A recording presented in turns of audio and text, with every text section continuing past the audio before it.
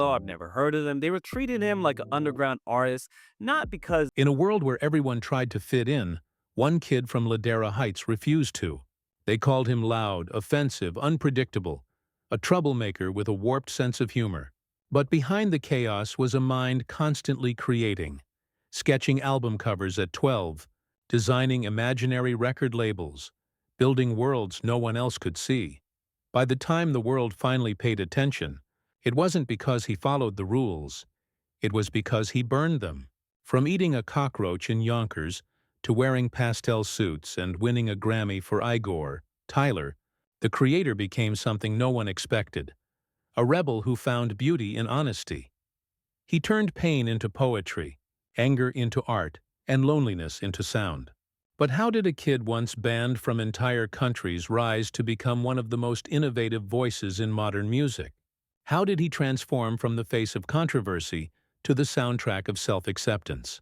This is the story of Tyler Gregory Okonma, the boy who built his own universe, one beat, one color, and one unapologetic truth at a time. Tyler Gregory Okonma was born on March 6, 1991, in Ladera Heights, California, a suburb known for its quiet streets and restless dreams. His father, a Nigerian man, left before Tyler was even born. The absence became his first teacher, shaping a voice that would later echo through every lyric he wrote. Raised by his devoted mother, Louisa Bentley, Tyler grew up in small apartments where laughter and struggle shared the same space. His mother worked multiple jobs to keep the lights on, while Tyler spent hours alone, dismantling toys, sketching covers for imaginary albums, and inventing names for record labels that didn't yet exist. He wasn't the loudest in class, but he was the most curious. He would study the credits on CD booklets, wondering what each name meant. At 7, he taught himself piano by ear. At 12, he was already designing fake track lists for albums that only existed in his head. School was never kind to him. He was the weird kid, the one who dressed differently, talked about cartoons, and skated when everyone else played sports. But that isolation became his superpower. Tyler once said, "Being alone taught me how to build my own world, because no one was inviting me into theirs." It was during these years that the seeds of Odd Future were planted. Not in fame or fortune, but in the desperate desire to belong somewhere. A kid without a father, with too many ideas and too few outlets, Tyler learned the one rule that would define his life. If the world won't give you a space, build your own. By his late teens, Tyler's imagination had outgrown his bedroom walls. He gathered a few like-minded misfits, kids who skated, rapped, drew, and dreamed louder than anyone around them. Together they formed a chaotic collective that would soon shake the music world. Odd Future Wolfgang Kill Them All, or simply Odd Future. They weren't polished. They weren't trained. They were raw energy, recording tracks in basements, printing t-shirts by hand, and uploading everything to the internet. Their music was abrasive, darkly funny, and painfully honest. The sound of a generation raised online and unafraid of controversy. Tyler stood at the center, directing videos, designing logos, producing beats, and leading the charge. In 2009, he released his first solo mixtape, Bastard, a furious, confessional record that felt like therapy through distortion. The world didn't quite know what to make of it. Critics were divided. Fans were obsessed. Tyler had created something that felt alive, a mix of rebellion, vulnerability, and chaos. Then came Yonkers, 2011, the song that would change everything. The video, black and white, unsettling, unforgettable, showed Tyler eating a cockroach, hanging himself, and rapping with the calm of someone who didn't care if you liked him or not. It was shocking, disturbing, and brilliant. Overnight, he went from internet cult figure to cultural lightning rod. Suddenly, Odd Future was everywhere, performing on late-night TV, launching a TV show, Loiter Squad, and redefining what DIY success could mean. Tyler had turned defiance into a brand, a creative movement fueled by fearless individuality. What began as a group of outsiders making noise in a garage had exploded into a revolution, And at its center was a young man who had finally found his voice, even if the world wasn't ready to hear it. The world had seen rappers before, but never anyone like Tyler, the creator. He wasn't chasing trends, he was creating them. His 2011 album Goblin stormed the charts, filled with dark humor, horrorcore beats, and raw confessionals that blurred the line between performance and diary. Tyler's energy was volatile, at once hilarious, disturbing, and deeply human. While critics debated his lyrics, Tyler was busy building an empire. He founded his own label, Odd Future Records, turned the group's skater punk attitude into a fashion statement, and inspired a wave of youth who didn't fit anywhere else. His fans, mostly outsiders, misfits, and dreamers, saw in him a reflection of their own rebellion. By the time Wolf, 2013, dropped, Tyler had matured, still chaotic but with glimpses of storytelling genius. He began directing his own music videos, blending surrealism with emotional honesty. Then came Cherry Bomb, 2015. Noisy, messy, unapologetic. Critics called it too much. But for Tyler, that was the point. He wasn't here to be perfect. He was here to evolve. Beyond music, he was crafting a world. He launched Golf Wang, his vibrant clothing line dripping with color and irony. He created Camp Flog Gnaw, a music festival that turned Los Angeles into his personal playground of art, music, and mayhem. Every detail, from pastel logos to stage design, carried his fingerprints. Underneath the loud persona, something was shifting. The kid once known for provocation was now searching for peace, melody, and meaning. When he smiled in interviews, it wasn't the grin of a villain anymore. It was the quiet pride of an artist who had survived his own chaos. Tyler had become more than a rapper. He was a designer, director, producer, performer. A multiverse of creativity contained in one restless soul. And while the world celebrated his rise, few knew the inner storms still brewing behind his smile. Storms that would soon test everything he'd built. With fame came the flashbulbs, and with the flashbulbs came the fire. Tyler's words, once seen as art, were now dissected, criticized, and condemned. His early lyrics, violent, satirical, exaggerated, were pulled from their creative context and turned into headlines. News outlets labeled him homophobic, dangerous, even toxic. The irony was bitter.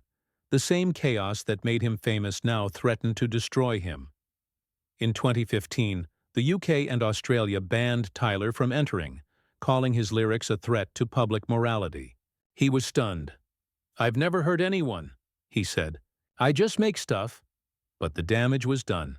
Concerts were cancelled, sponsors pulled back, and fans divided. The rebel who once thrived on shock now faced a question that fame couldn't answer. Who are you when the world decides you're the villain? Behind the scenes, Tyler's bravado began to crack. Friends described him as quieter, more reflective. The relentless touring, public backlash, and creative exhaustion took their toll. For an artist who built his identity on control, of image, of sound, of chaos, losing that control was unbearable. And yet, deep in that isolation, a transformation began. He started questioning the walls he had built, between humor and vulnerability, masculinity and sensitivity, rage and love. The boy who had once shouted at the world was learning to listen to himself. Tyler would later admit, "I used to think anger was power, but then I realized love scares people more." The scandal years were brutal, but necessary. They stripped away the armor, leaving behind something raw and real. A man standing in the ruins of his own myth, wondering what kind of artist, and what kind of human, he wanted to become. From the ashes of controversy rose a sound no one expected, soft, melodic, and painfully sincere. In 2017, Tyler released Flower Boy, and everything changed. Gone were the shock tactics and dark personas. In their place bloomed honesty, warmth, and emotional complexity. The album felt like sunlight breaking through clouds. He rapped about loneliness, love, and confusion, even hinting at his sexuality in lyrics that caught the world off guard. "I've been kissing white boys since 2004. he said in a line that shattered years of assumptions and sparked endless debate. But this time, Tyler didn't flinch. He wasn't explaining, he was expressing. Critics hailed Flower Boy as a masterpiece. Fans called it healing. For the first time, Tyler wasn't hiding behind characters or chaos. He was embracing vulnerability as rebellion. And the world finally began to understand the artist behind the noise. Then came IGOR, 2019, a pastel-colored heartbreak opera that defied genre. Funk, soul, rap, and electro collided into something transcendent. Tyler sang, not rapped. He danced, not posed. He wore blonde wigs and neon suits, and for all the world's confusion, he didn't care. Because IGOR wasn't about fitting in.